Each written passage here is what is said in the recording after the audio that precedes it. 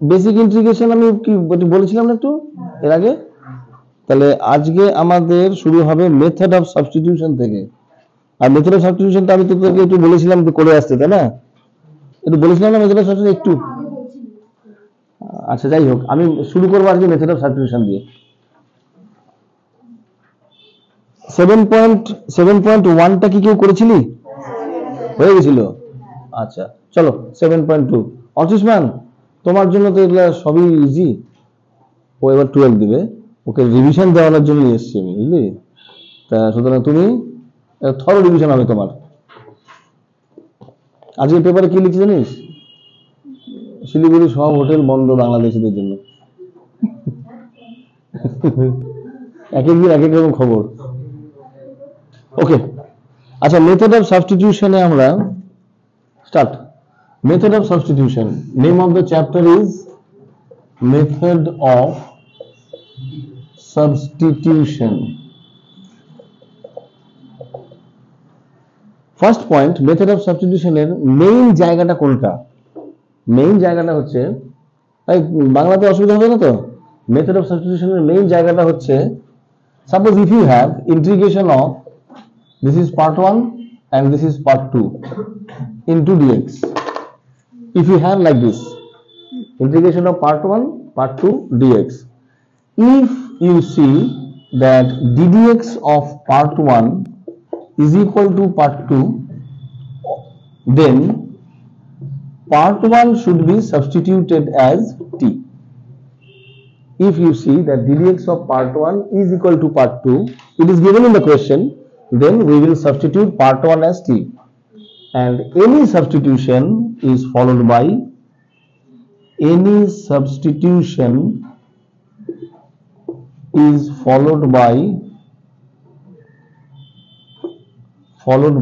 differentiation.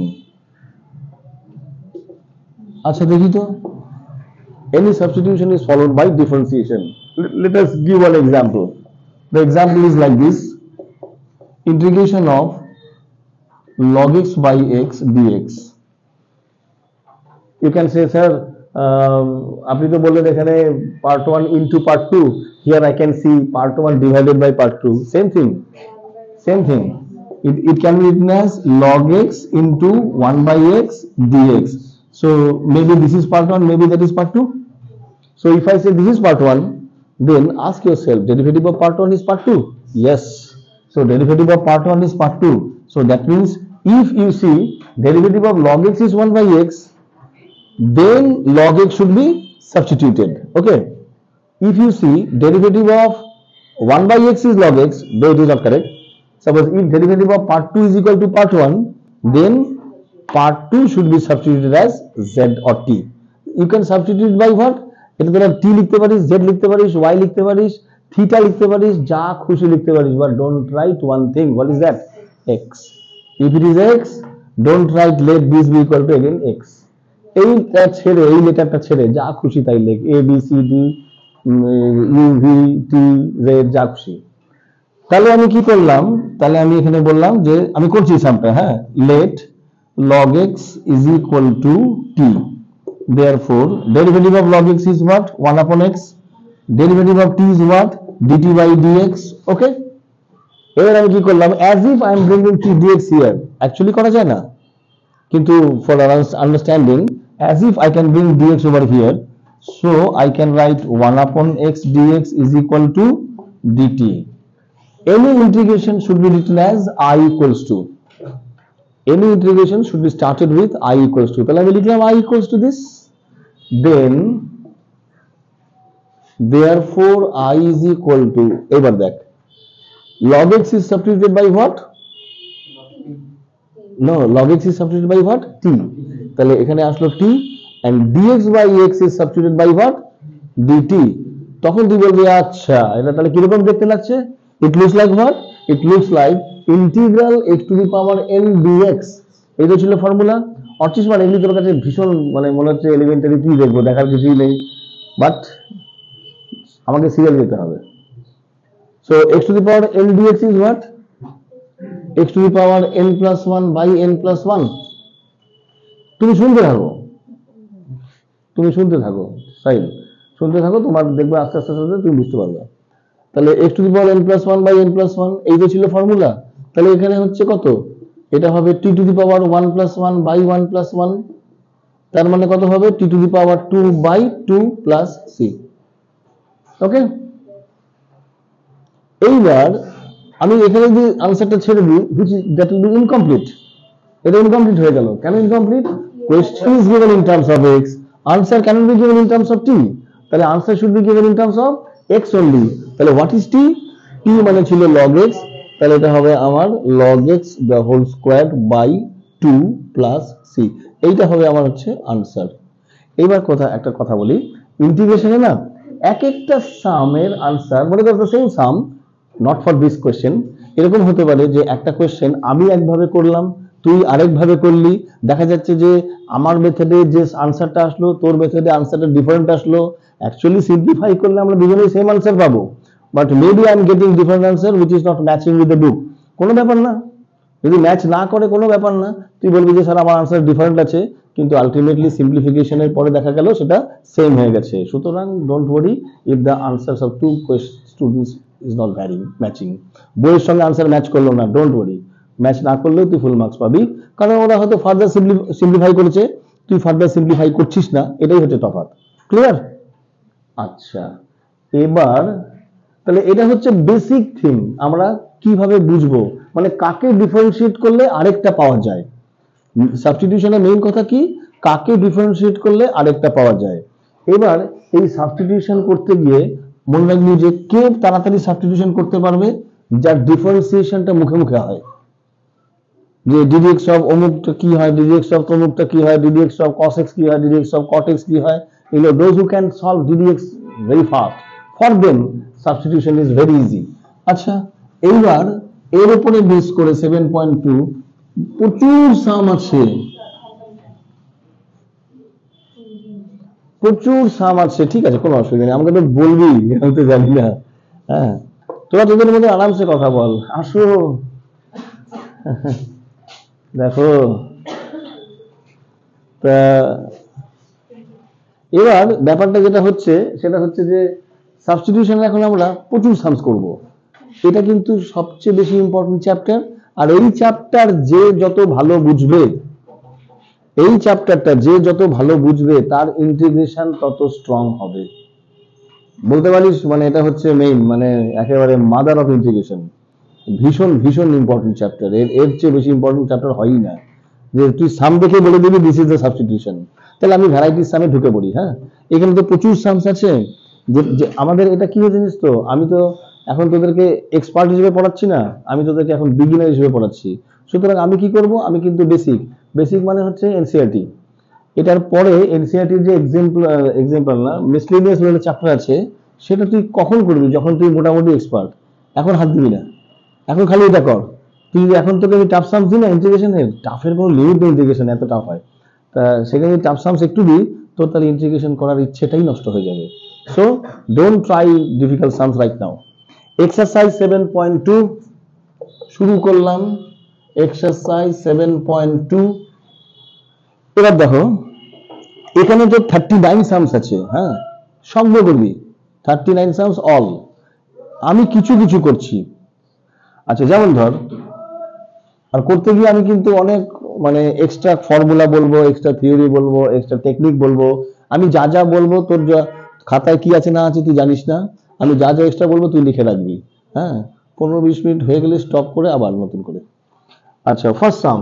ও আরেকটা কথা বলে দিই, অদ্ভুত বই, এখানে না কোয়েশ্চেনটা দেওয়া আছে এরকম ভাবে, question number 1 is given like this, 2x by 1 plus x square, এরকম দেওয়া আছে, কিন্তু তুই জীবনে এরকম ভাবে লিখবি না। কোয়েশ্চেনটা কিভাবে আসবে, তুই প্রথমে দেখ এইটা দেওয়া নেই, তুই এটা লিখবি, তারপরে তুই dx লিখবি, বিকজ তোকে জানতে হবে যে ইন্টিগ্রেশন আর dx or dy or dz or dt will come pair wise, এটার জন্য একটা dx, আমি যদি আরেকটা দিই তাহলে আরেকটা dx, মনে কর আরেকটা দিলাম, হ্যাঁ সামথিং dx, তাহলে এই যে এই dxটা হচ্ছে এই ইন্টিগ্রেশনের জন্য, আর এই dxটা হচ্ছে এই ইন্টিগ্রেশনের জন্য, এরকম দুটো ইন্টিগ্রেশন আছে ভেতরে, এরকম সিচুয়েশনও আসবে। সেই চ্যাপ্টারটার নাম হচ্ছে বাই পার্টস, তা আমি এটা পরে যাব, সেটা হচ্ছে আমার 3-4 নম্বর চ্যাপ্টার। সুতরাং এই সিচুয়েশনটা যখন আসবে তাতে তখন বুঝতে হবে তোকে যে একটা ডিএক্স হচ্ছে এটার জন্য, আরেকটা ডিএক্স হচ্ছে এটার জন্য। সেটা আসুক তখন আমি বলবো। তাহলে এই যে ইন্টিগ্রেশন সামটা আমি লিখবো এইভাবে, this is the way how to write the question. সবার কাছে বই আছে, সবাই দেখো। তাহলে এই হচ্ছে কোয়েশ্চেন। অ্যাকচুয়ালি এটা কিছুই নয়, আমি দেখবো এখানে দুটো পার্ট, তো এখানে এই যে এইটা একটা পার্ট আর এটা একটা পার্ট, আমি তো একবারে দেখে বুঝতে পারছি নিচেরটাকে ডিফারেন্সিয়েট করলে উপরেরটা পাওয়া যায়। ddx of 1 plus x square is 2x, ddx of 2x is never 1 plus x square। তাই আমি তো বলেছিলাম কাকে ডিফারেন্সিয়েট করলে আরেকটা পাওয়া যায়, 1 plus x square কে ডিফারেন্সিয়েট করলে 2x পাওয়া যায়।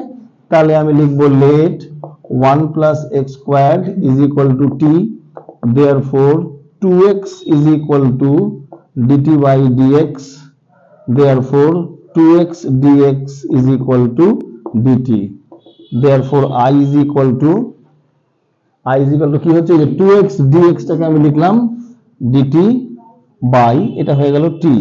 কি ছিল ফর্মুলা?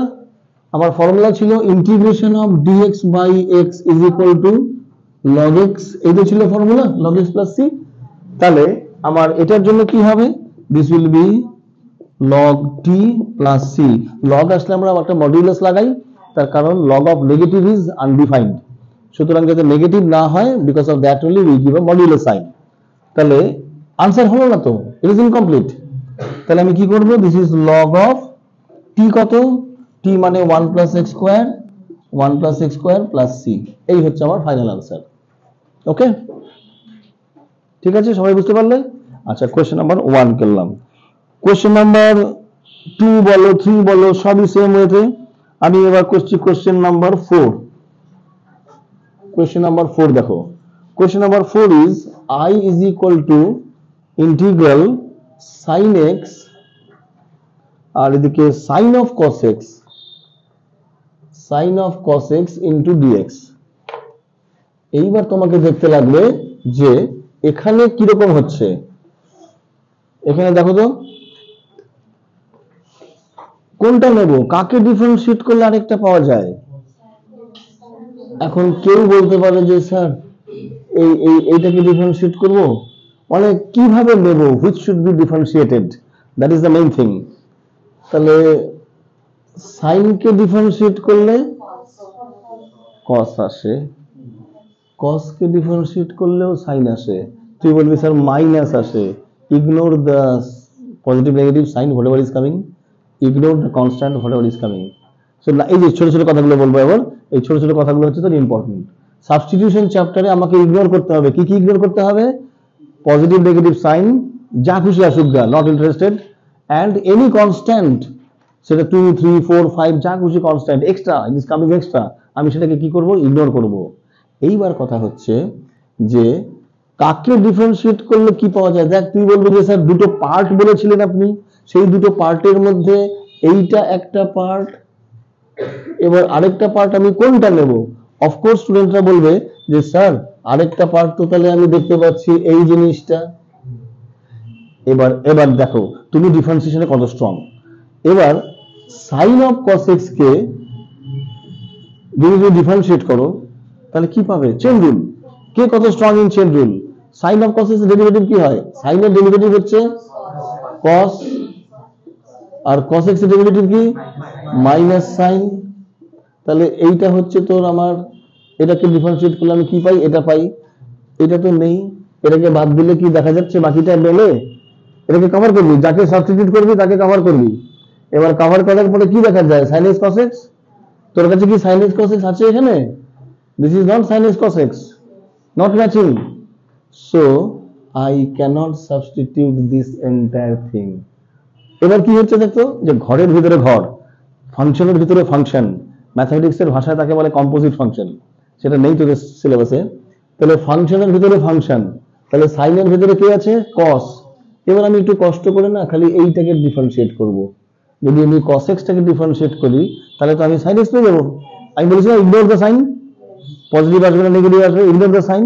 তাহলে আমি এখানে কি করব, আমি এখানে দেখ আমি sin x কে নেব না, কেন নেব না, sin x কে ডিফারেন্সিয়েট করলে কি হয়, cos x হয়। Do you have cos x with dx? Do you have cos x with dx? No, you have sin cos x with dx. তাহলে if I differentiate sin x, তাহলে ddx of sin x মানে ultimately কি আসবে? দেখ, sin x is equal to t, তাহলে কি হবে? cos x is equal to dt by dx, তার মানে হবে হচ্ছে cos x dx is equal to dt। তার মানে আমার কাছে কি cos x dx এখানে আছে? নেই তো, সেই জন্য এটা নিতে পারবো না। তাহলে সব দেখছি হচ্ছে না, তখন আমি কি করব? আমি তখন বলবো ওকে ভেরি গুড, আমার এগুলো একটাও ম্যাচ করছে না, এটাকেই বলে এলিমিনেশন মেথড। তখন আমি লিখবো late cos x is equal to t, এই যে এই জিনিসটাকে, তাহলে derivative of cos x is what? এখানে আবার ইগনোর করিস না কিন্তু, হ্যাঁ, ডেরিভেটিভ অফ cos x মানে হচ্ছে minus sin x is equal to dt by dx। Fine, তাহলে কত হচ্ছে? Minus sin x dx is equal to dt, তার মানে therefore sin x dx is equal to কত হবে? Minus dt। ওকে, তাহলে i is equal to কত হবে? therefore i is equal to, দেখ তো sin x dx টা কত হলো? Minus dt। আচ্ছা, মাইনাস dt লিখলাম, মাইনাস dt। আর এখানে কি হচ্ছে যে জিনিসটা? sin of what? sin of t হয়ে গেল না? এবার আরেকটা ভেরি ইম্পর্টেন্ট কথা বলছি, মনে রাখবি যে এখানে x, তুই cos x টাকে কি করলি? রিপ্লেস করলি, সাবস্টিটিউট করলি t দিয়ে, তাহলে cos x, x টা ছিল ভেরিয়েবল, এবার তো নতুন ভেরিয়েবল কি হলো? t। এবার ইন্টিগ্রেশনের ভেতরে এই ইন্টিগ্রেশন আর dx এটাকে বাদ দিয়ে বাকি যেটা পড়ে থাকে এই জিনিসটাকে, এটাকে বলে ইন্টিগ্র্যান্ড, এটাকে বলে ইন্টিগ্র্যান্ড। এই ইন্টিগ্র্যান্ডে কোনোদিনও দুটো ভেরিয়েবল সঙ্গে থাকবে না। স্টুডেন্টসরা এই মিস্টেকটা করে, বলে যে স্যার ভুলটা কোথায়? ভুলটা এটাই হচ্ছে যে একটা ইন্টিগ্র্যান্ডের ভেতরে মানে ইন্টিগ্রেশনের ভেতরে দুটো ভেরিয়েবল কখনো থাকে না, সবসময় একটা ভেরিয়েবল থাকবে। তার মানে যদি কেউ এখানে x আর t দুটোই লেখে, সেটা ম্যাথমেটিক্যালি রং, কখনো করবি না। মানে সুযোগ দিচ্ছিস টিচারকে মার্কস কাটেন, কোনোদিনও করবি না। তোর যা লেখা দরকার তুই ইন্টিগ্রেশনের বাইরে লেখ, এই যে x আর t একসঙ্গে যা লেখা তুই বাইরে কর।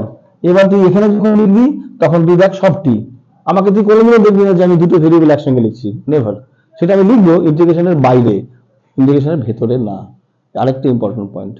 এবার কি করব? মাইনাস সাইনটা বাইরে বেরিয়ে আসলো, তাহলে এটা হয়ে গেল sin t dt। এইবার আসলো ফর্মুলা, যে what is the formula integration of sin x? Integration of sin x টা হচ্ছে, আমি বলেছিলাম যে integration of sin actually cos, কিন্তু যখনই ইন্টিগ্রেশনের আনসারটা c দিয়ে শুরু হবে তখনই তুমি একটা মাইনাস বসাবে। ইন্টিগ্রেশনের আনসারটা যদি c দিয়ে শুরু হয় তাহলে মাইনাস বসাবে, তাহলে minus cos x plus c এটা হচ্ছে। তা এটার জন্য কি হবে? মাইনাস cos t, অলরেডি একটা মাইনাস আছে, তাহলে মাইনাস আর মাইনাসের plus cos t plus c। এবার t এর ভ্যালু বসাও, t এর ভ্যালু হচ্ছে কত? cos না cos x, তাহলে cos of cos x plus c, এই হচ্ছে আমার আনসার। বুঝতে পারলি সামটা কি হলো? আস্তে আস্তে ডিফিকাল্টি লেভেল বাড়বে। প্রথম সামটা কিছুই ছিল না, পরের সামটা দেখছি একটুখানি করা। এবার নেক্সট যে সামটা আমরা করছি, এত রুট দিয়ে কতগুলো সাম রয়েছে, হ্যাঁ, তা আমি করছি সাম নাম্বার, মনে কর কোনটা করি? আচ্ছা, সাম নাম্বার 9টা করি আগে, সাম নাম্বার 9টা করি। দেখ সাম নাম্বার 9-এ এবার আমি কি করবো? আমি করব না, তোরা আমাকে গাইড করবি যে how to solve this some. Okay, so some number 9 is i is equal to integral 4x plus 2 into root over x squared plus x plus 1 dx। ওকে, আচ্ছা